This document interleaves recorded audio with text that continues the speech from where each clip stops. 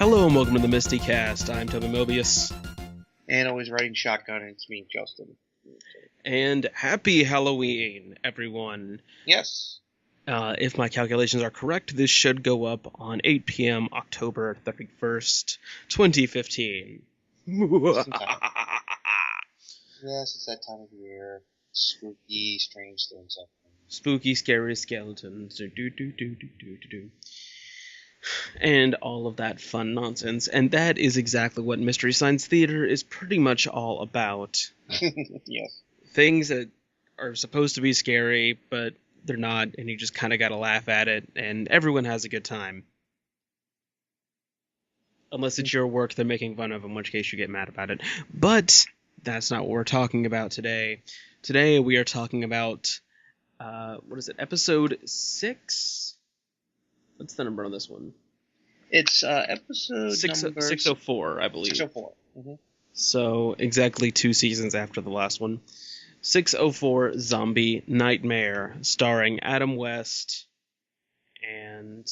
Very young Tia Carrere. Tia Carrere. And that's all the only people I recognized. And Sean Levy. That's it. Mm-hmm. Although the guy, the one who plays the detective, Frank Dietzel, he's not too well known probably to most people. He's gone on to do a lot of stuff more behind the scenes. He worked as he's done work as a Disney animation and stuff. He worked on like Mulan and Tarzan and stuff like that. So it's like he moved like behind the camera. Okay, that's cool. Yeah, he's done a lot of interesting stuff since then. But yeah, this one is this is definitely your right up the alley for like Halloween, because it's the basic plot of the movie is that this young guy gets killed by dumb young punks, and was it the mother takes the body to the voodoo priestess, and he gets resurrected as this unstoppable zombie killing machine to back from the grave to get revenge on those who killed him. Kind of like Pumpkinhead, except it's not good. Yeah. And I Know What You Did Last Summer, kind of. Yeah, and Dietz plays the one cop who's investigating the killings, trying to figure out what's going on, and Adam West is his boss, and Tia Carrere is one of the kids that's getting hunted and stuff like that. And it's a kind of like that sounds familiar. Yeah, it is. It's like a lot of this is definitely area that's been tread by other movies and stuff, and basic premise, and it's just it's not executed well. No, but would you expect more from New World Cinema? Mm-hmm. Yeah, this was shot in Canada, I believe. Montreal. And yeah, I think Mike kind of summed it up best. This is either Canada today or America 20 years ago. Yeah, exactly. Because it seems like there's some really really what's that doing there? Because this is an 80s movie, but extremely 80s. I mean, Ace of Spades is the opening credits music. Yeah. And which it's sad that that's like one of the highlights. And I think Motorhead also contributed to the soundtrack, I think. Yeah, Motorhead, Girl School, and of course Thor, because their front man played the guy that he plays the killer. So yeah, he plays the zombie, the titular zombie Nightmare. And that guy is quite the character, especially if you watch the interview he gives on the DVD of this episode in volume 15. Yeah, he's a little into himself, maybe a little. Well, I mean, his name is Thor. Yeah, I would be too if my name was Thor. But yeah, it's not great.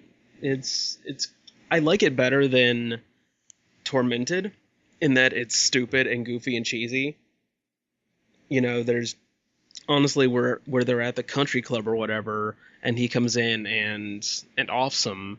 For some reason, it reminds me a lot of Toxic Avenger. Yeah, definitely. Like which I would say Trauma was a competitor to, you know, New World Cinema in a way, or New World Pictures, I should say. Mm-hmm. Except I would, you know, New World was obviously way more successful in that they bought Marvel at one point. Right.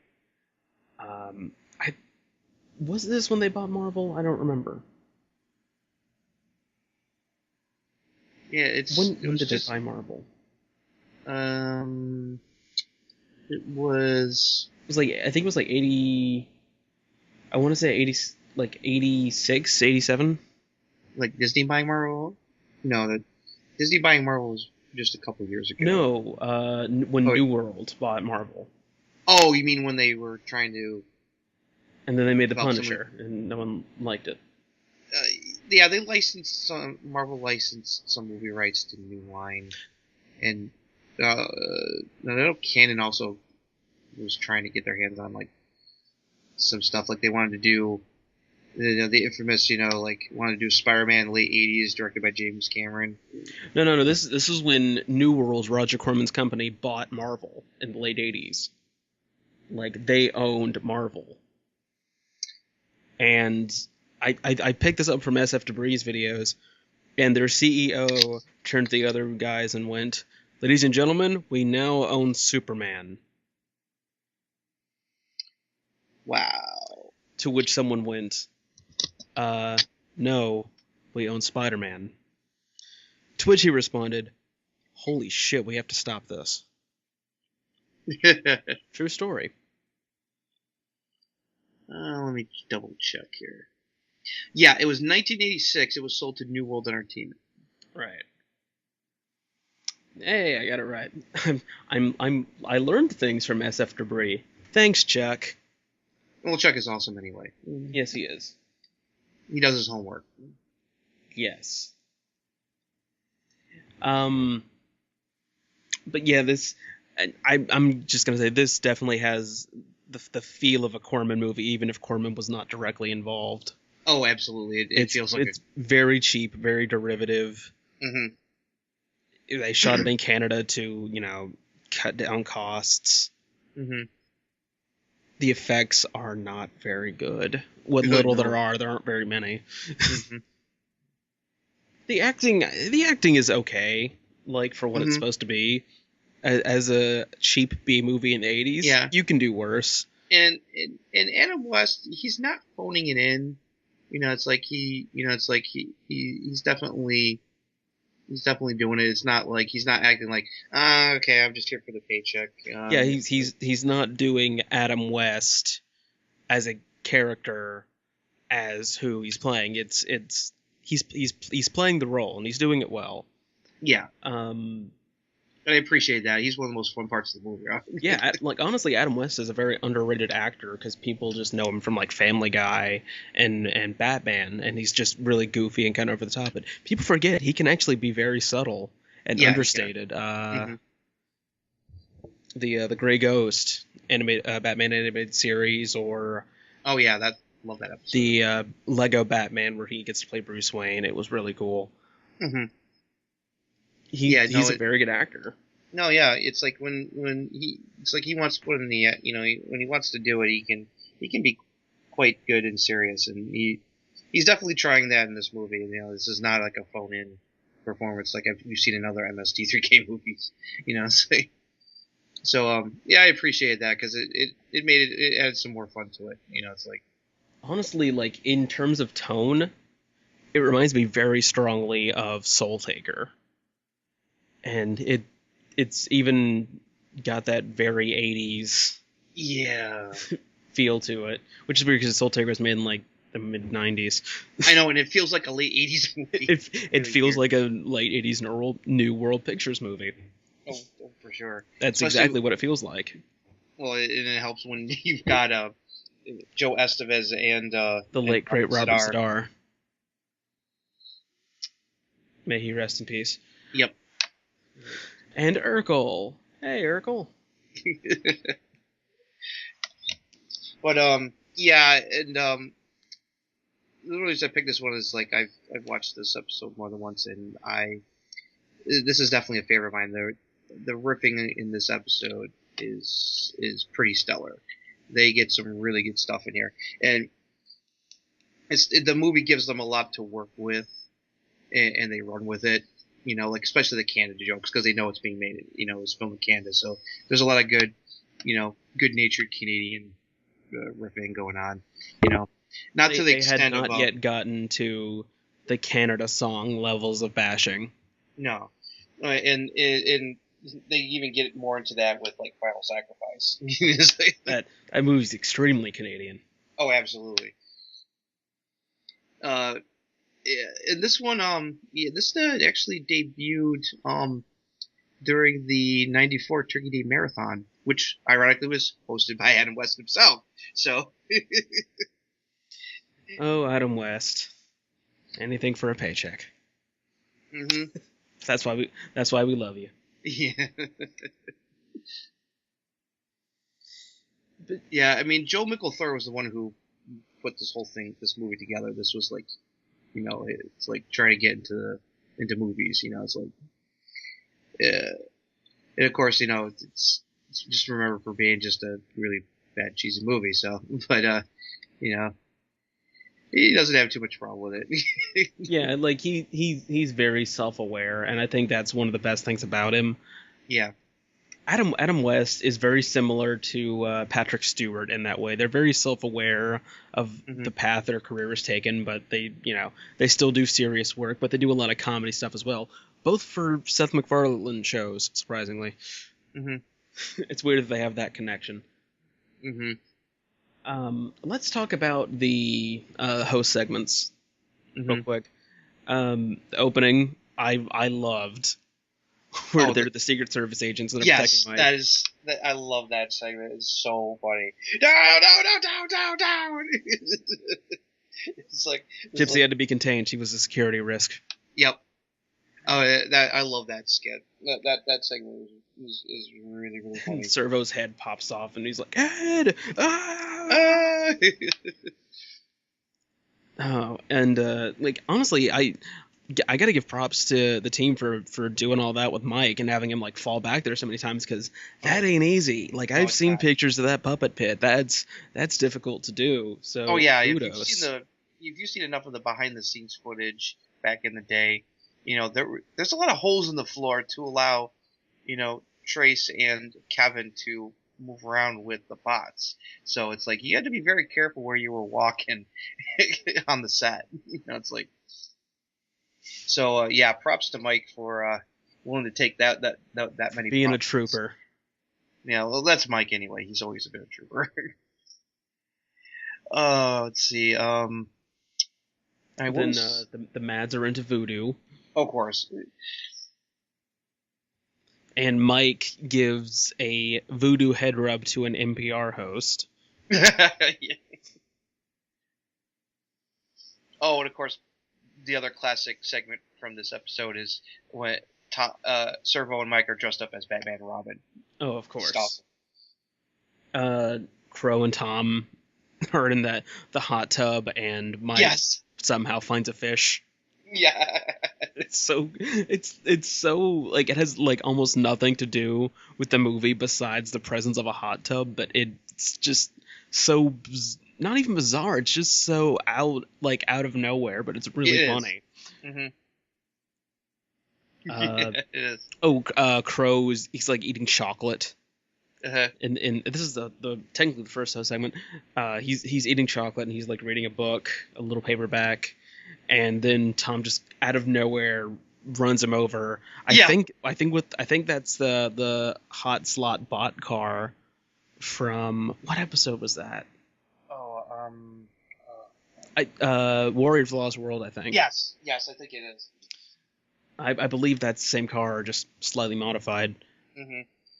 I'm curious as to how they did that. Is it like an actual RC car? But how do they make him move? Yeah, I'm wondering if that's some actual toy or is that something they custom made. I'm not sure. If I ever get the chance to ask, I will, because that seems like something worth knowing. I'm sure Kevin Murphy would probably remember. It's like there's some cast members who remember more of the little details than others. Kevin, in episode 604, when Servo is on the car, how did you puppeteer Servo, and also how did you do the car? Was it on string, or was it like an RC car, or like how exactly did you do that effect? That's really good. Oh my god, that was funny. That's my new nitpicker voice. Very effective. It's the stutter that sells it. Mm-hmm. But I've been practicing that a lot. But yeah, I got so off topic for just doing that voice. It's okay. Well, yeah, the whole segments are another plus to the episode with a lot of good ones. Yeah, they're very funny, very creative, as as we're saying. And then at the end, they write letters to Adam West. Yes, that's also very funny. Which is always fun when they do stuff like that. Mm-hmm. Let's see. Oh, there's so many good riffs in this one. Let me see. Any of the ones related to Adam West are gold. Absolutely. Batman really jokes like that was easy for him. He just pretended it was Tim Burton. My other favorite is after at the end when he gets killed by the zombie. Oh, you were the bestest Batman ever. Goodbye, Cesar Romero. Oh, God. Servo said that one. It just killed me. Oh man. Another one. There's another great one between Servo and Crow where they're talking about Thor, and so it was like, wow, he just about everything in this film. He's kind of like Michael Landon. And as Crow goes, oh, you mean he was a bedwetter? I was like, oh, I was like, ouch. It's a good riff, but it's like, well, it's one of the more well-known things about it. More embarrassing things about Michael Landon was that he was like bedwetter. I was just like, oh wow, and it was just like, but that was a good-natured one. Was some of the good ones in Canada. So Canada has a South too. Okay, I want to make it with my sister too. Yeah, I want to make up with my sister too. Oh, why would you even say that, dude? I know. Like, that's not being smooth. That's creepy. Not. It is very creepy. Like the weird kind of out of place I don't even say, like, electronica music on the soundtrack. Is she playing tennis with Kraftwerk? John Cage is on the soundtrack. Inya. There's another one I really liked was the hey, let's go to Perkins, woo! Yeah, there was Perkins in my hometown when I was growing up, and used to love going there. There's not many of them around in New York anymore. Ironically, last time I saw Perkins, when I was up in Canada near Toronto for Fan Expo. They still got Perkins up there. It's the kids in the hall. Mm-hmm. What were some of the ones that you? Was there any other ones that you really liked as far as riffing goes? Like I said, I really liked the music jokes, and of course, anything involving Adam West's character is great. Mm-hmm. I actually think my favorite riff might have been "So Canada has a South too." Yeah, that was great. Maybe it's because I live in the South. I don't know, but I thought that was really funny. Yeah, and just the out of nowhere way he says that while trying to hook up with a girl. It's just like, why? Why do? Yeah. Why do? What's another one? Um, Boy, things have really changed since Vatican II. Oh yeah. God, what was it? I'm looking through a list here to refresh my memory. The ever-changing accent of Tony's mom. Oh yeah, that too. Yeah. A young Joe Pepitone ponders his fate. that was a nice one. Yeah, there's just so many of them, but it's they're Mike and the Bobs are on fire for this one. This is one of my favorite season 6 episodes. I think it's one of the best episodes of the season. I really liked it. The medical examiner, the coroner guy. Oh God, that weird voice. Oh yeah. That guy was a character. I was just like, he was just engaging. Like, I kind of wanted them to shut up whenever he was on screen, just because I wanted to hear him talk more. Yeah, exactly. Oh, one of their fun pieces of trivia. He sounds like when Brad Jones does his big box voice. Oh. That's what he sounds like. Hey, it's Vic with the big box. I haven't heard. Oh God, I forgot about that voice. Hey, it's Vic. Big guy on drugs. That's what he sounds like. Really? Wow. To me, anyway. I was just looking at the cast again. There's one other person who went on to do stuff from this movie.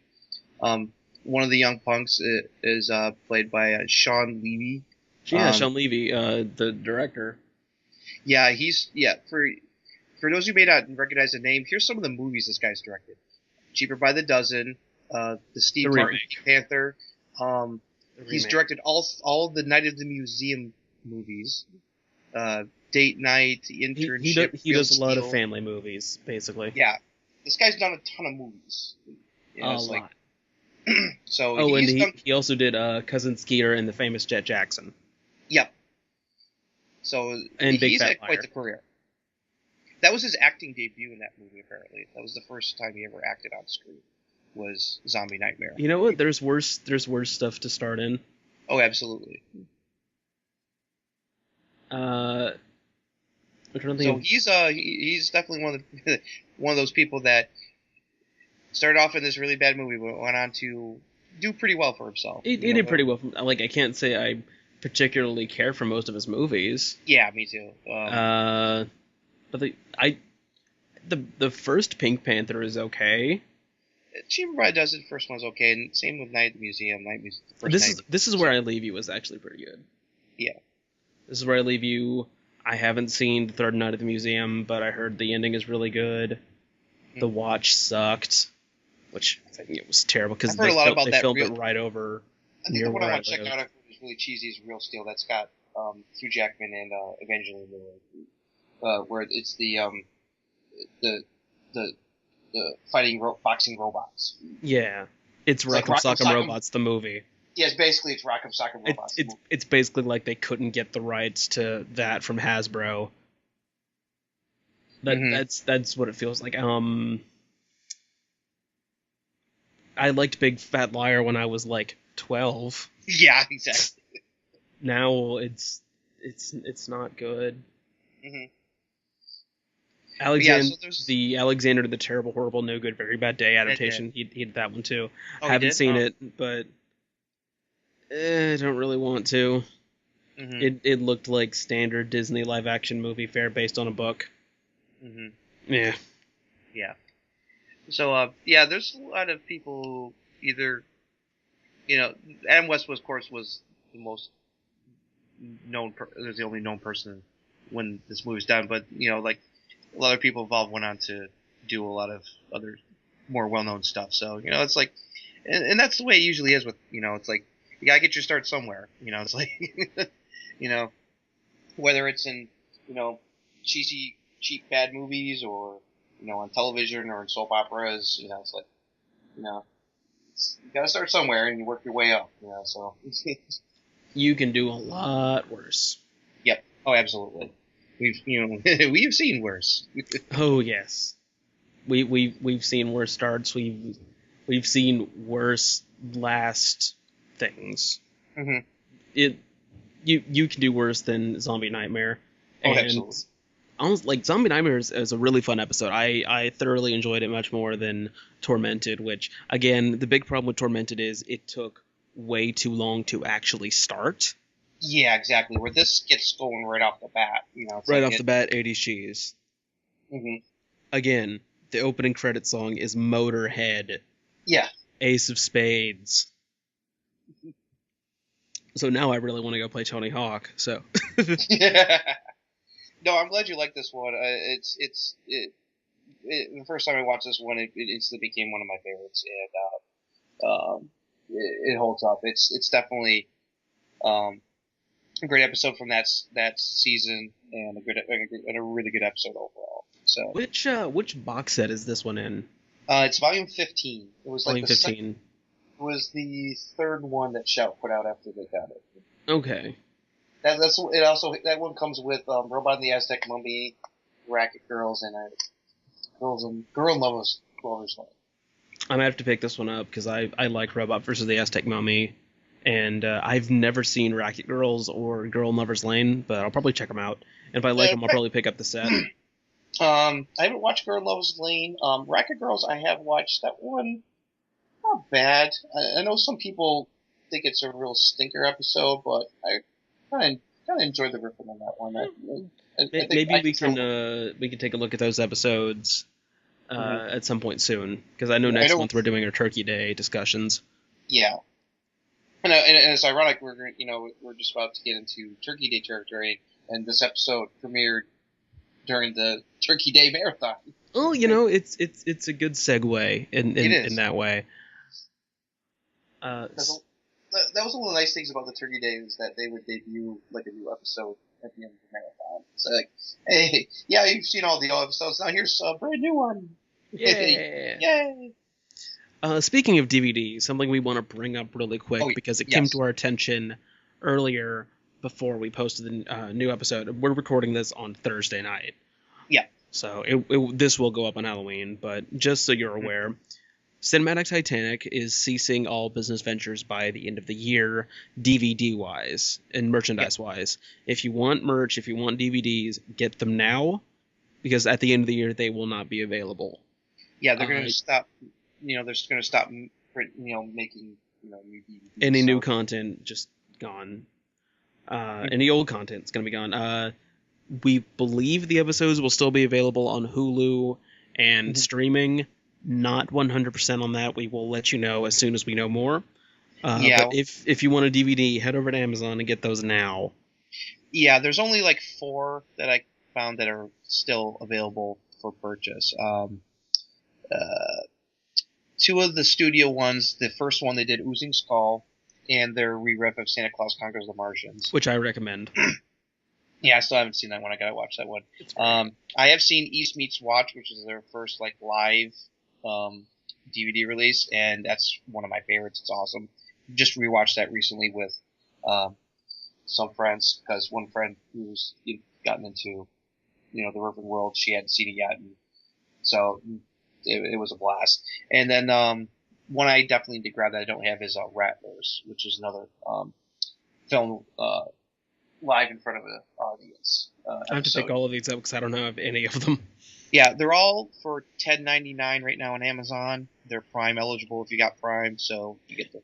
I'm sure I can probably find I'm sure I can still find new copies of the ones that aren't available from them somewhere through a reseller, through like eBay or some other thing like that. I might even be able to find it at a convention, because I found Mystery Science Theater and Cinematic Titanic DVDs before. I even found some Riff Tracks DVDs. Usually I don't have any money at a convention. Yeah, so, exactly. Maybe, honestly, if next time Joel goes to a convention, someone told me that he sells merch, but I haven't been able to confirm that. If anyone can confirm that, by the way, please let us know, because if we don't have a good source on something, let us know so we can, have a contraction in the blog post. But if he does in fact sell merch, he might, still have some DVDs for a little while. I don't know. And I think you could probably get some off of eBay used. Also. I'm sure you can probably get some like used off Amazon as well. Yeah, sure. And used DVDs on Amazon's they're kind of hit and miss, but generally they're not terrible. You might get service scratches, which you can, go to GameStop or whatever. Yeah, just be careful because since there's only 4 left that they're still available for sale. Some of the ones that some of the Cinematic Titanic ones that went on a print a while ago, I'm seeing them. They're going for some more than you would want to pay prices, like $30 to $40 range. So because people forget that Hulu is a thing. Yeah, exactly. It's like most of them are on Hulu. I'm pretty sure like all of them are on Hulu if I remember correctly. I'm gonna double check here because I got them listed in my watch list. Like last I checked, they were all on Hulu, but I don't use Hulu that often, so it's entirely possible they've been taken down since then. Let me check. Looking at them now. Hey, maybe eventually we'll get a re-release of Santa Claus Conquers the Martians by Shout, and they'll include it. Mm-hmm. Doubtful, but that would be awesome. I mean, if they did it like Manos, where they have the movie by itself and the MST version, and maybe the Cinematic Titanic. I don't know. All of the riffing. Mm-hmm. Let's see. Favorites. They got almost all of them. They got from the studio up through a couple of the lives. The last through Danger and Tiki Island. The only 2 ones that aren't on here are Rattlers and War of the Insects. The last 2 they released before they called it quits. Okay, and those they're free to watch. Yeah. They're free to watch, so you don't have to be like on Hulu Plus to watch these. You can just go right to Hulu. You're gonna get ads, but I mean they're short. It's like basically watching them on TV. Oh yeah, each one's only about about 90 minutes altogether. Yeah. So I just recommend doing that instead of paying exorbitant prices. And I will try and make sure to find a source to see if we know for sure they will continue to be on Hulu. I can't imagine why they wouldn't, because I'm sure they still get like royalties on that kind of thing, and they don't have to produce DVDs. Yeah, I'm sure Hulu pays them to have maybe eventually we might get them on Netflix. Mm-hmm. The 4 episodes of The Film Crew have been on Hulu for a long time for free, so I don't think if you haven't seen a lot of the Cinematic Titanic, I don't think you have to worry about them going anywhere. It's like so. There's still some I haven't watched all of them yet. I've only watched like a couple. It's like I haven't watched most of them. Cinematic Titanic was always kind of like my blind spot, even as far as MST goes, and there's a lot of MST that I'm kind of blind on, but I didn't really get into Cinematic Titanic as much, which is weird because I tend to prefer Joel. I think with just like the quality of movies, mm-hmm. I just tend to prefer riff tracks because those movies are better in a way. They certainly hold my attention more. Yeah, I'm with you on that one, and generally I already have the movie, so. But the ones I have watched have been very enjoyable. East Meets Watts and Legacy of Blood were the last 2 I watched. Legacy of Blood was really funny. I definitely recommend checking that one out on Hulu. That's one of their early ones when they first started doing it. But East Meets Watts I think is one of the best ones I've seen so far. Yeah, absolutely. Good things about that one, so I'll have to check that one out. Yeah, it's really good. On Hulu. And Danger at Tiki Island is also pretty decent as well. I've watched that one too. And Alien Factor. I heard that one's funny. Oh, Alien Factor is loads of fun. Right on. I'll have to check these out. Well, I think that's about it for this discussion of Zombie Nightmare and, of course, discussing Cinematic Titanic. Mm-hmm. Next month, we are going to be discussing Turkey Day episodes and marathons and all that junk. Mm-hmm. We've discussed them before. We're going to try and discuss stuff that we haven't. The episodes that premiered during Turkey Day. And we also want to cover the Sci-Fi Channel live riffing they did. Mm-hmm. It was right before MST aired on Sci-Fi Channel. Yeah. And also talk about the revival that's happened in the last 2 years with Joe and Shell Factory doing marathons.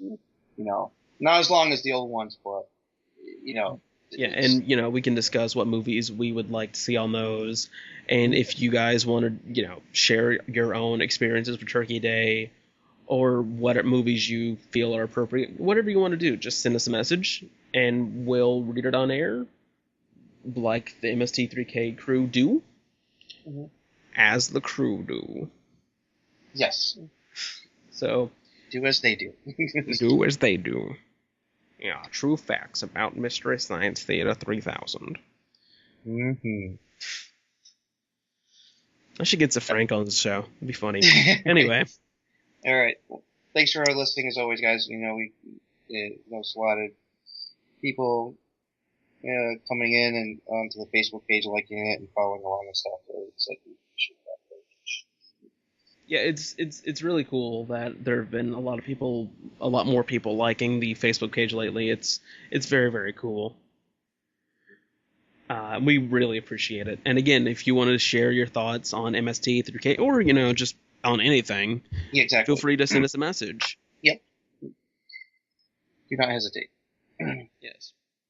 All right, so until next time. Yes. Thank you very much for listening. I'm Toby Mobius. I'm Justin Toner. This has been the MSTieCast, and these Young Life weekends are getting out of hand. Oh, indeed. See you next time. Bye-bye.